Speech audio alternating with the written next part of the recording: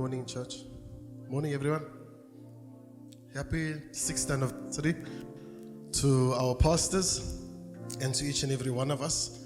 How many of us believe this is a growing church? I mean, when I say growing church, we're growing in numbers, but we're growing in knowledge as well. Just by a show of hands, how many have learned something new every Sunday? It's just me. Look at that. Each and every one. Give yourselves a hand. That's growth. So we're growing in numbers, we're growing in knowledge, we're growing in faith, we're growing in courage, we're doing things we've never done before. But the last thing is we're growing in weight as well, which you need to lose as well. So I'm a bit concerned how Pastor Marlon couldn't see me there. And if you look at that picture and you look at this, all this, you missed all this, yeah. Sure. And a bright shirt. But we're going to forgive you today. So this is the background. Wow, that picture tells a lot. I'm going to leave it to my wife to start.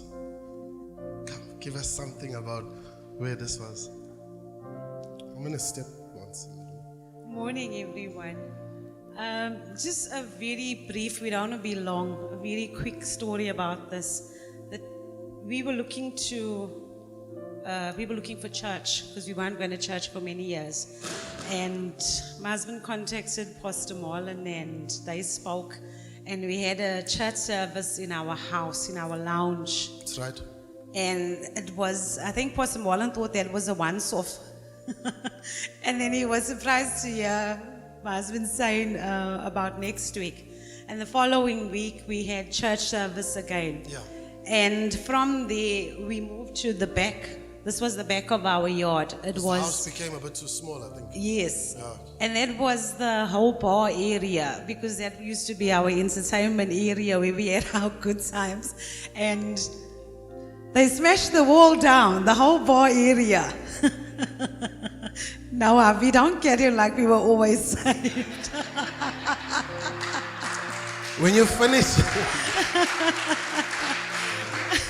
finish, I'll talk about our first communion table of the Lord. What we used, but we'll get there.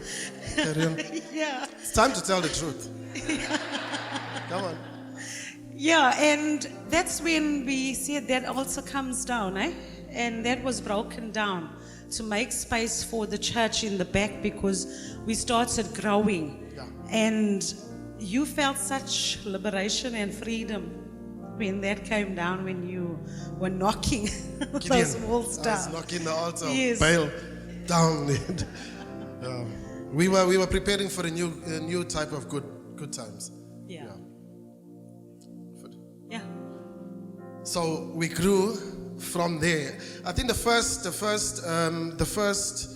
congregants, the first members of the church, not many of them are here now. My mother's gone to be with the Lord on the 7th of July this year.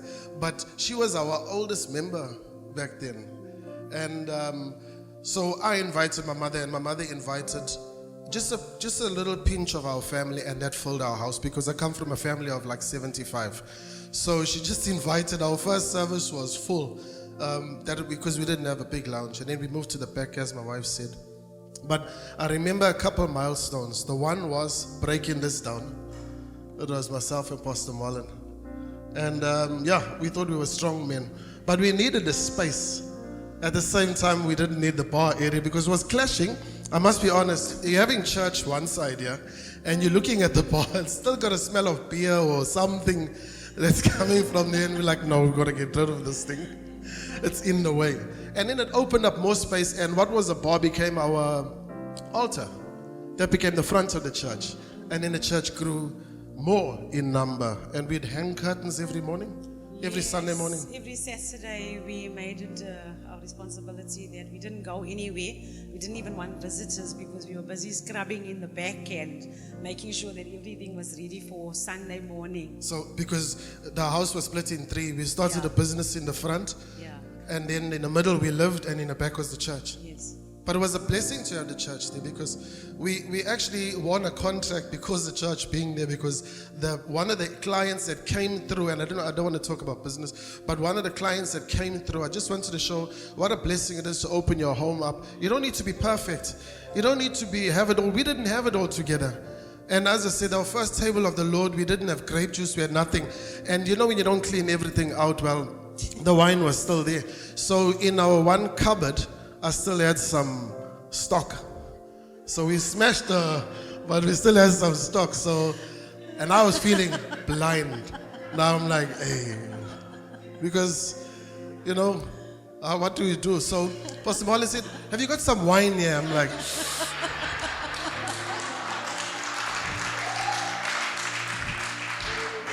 so I pointed him to that cupboard. You know that cupboard?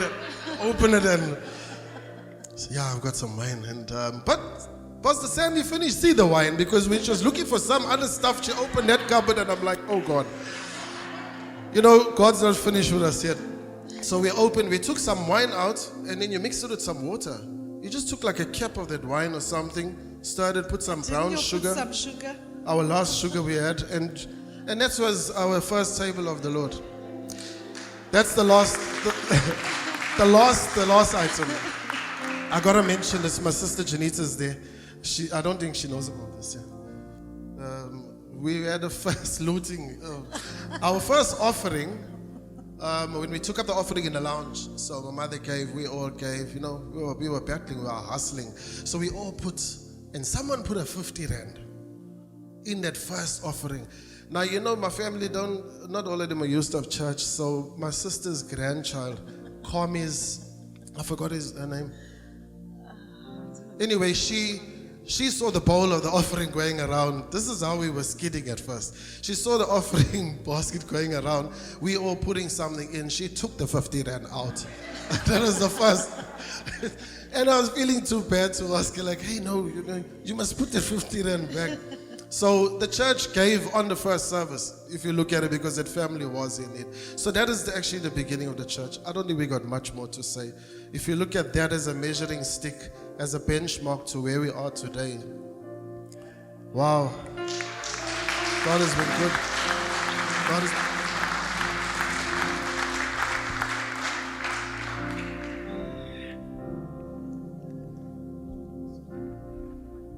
Thank you so much, Swartz family. Let's give them another God bless you this morning. Those were really precious times. I remember Sandy and I as well. We had just left full-time employee. We were both on salary, and we stepped out to nothing. How many of you have ever left a job for no job? How many of you ever left pay for no pay? So that's where we were, but we knew God was telling us something. But one of the first things God asked us to do, babe, come stand with me.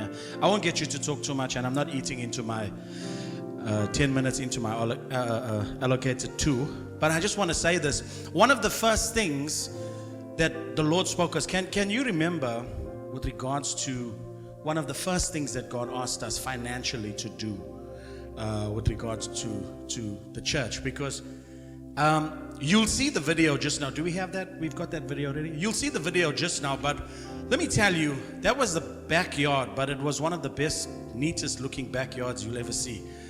I remember one day looking at the cars on the road, thinking people were traveling from Durban North and Chatsworth and everywhere else to come to a road. The neighbors probably started getting a bit iffish. But I remember our business hadn't even started. We were broke. We weren't just broke. We weren't broke. We were broke. And God spoke to us about chairs. What did the Lord speak to us specifically? It was to purchase, I think, 5 chairs a week. 5 chairs a week was our responsibility. You know how much money we had? Nothing.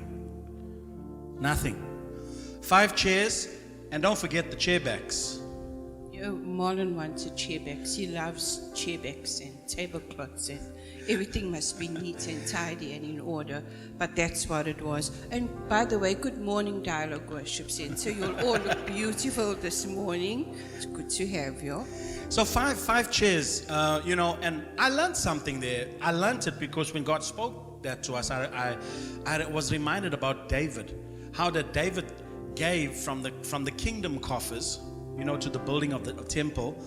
But David was a man, if you remember the threshing floor that was offered to him for free, he said, no, he said, I can't offer anything to the Lord that doesn't cost me anything.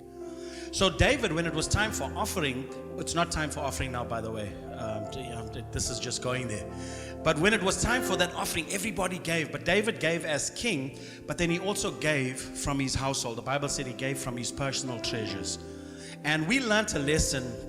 There's so many, if we could stay on this picture and we could tell you story after story after story of blessings and growth and offerings and from having nothing, just the people in our church. But that was a thing, our hearts as well, because the church was growing at such a pace. But the Swartz family had no home from Friday to basically to Sunday afternoon, because it was just cleaning, draping. We used to do draping. You guys used to do draping. We come there, and then sometimes they're doing last minute things. People are coming to church, they still getting ready, So it's like, hey, if you lost track of time, it's not like church here. If you come late, you just come late. But when the church is in your house, if you come late, everybody's there, you're still in the shower. It's a little bit different. Amen. So the commitment. So I want to say thank you so much. Let's give them a God bless you again.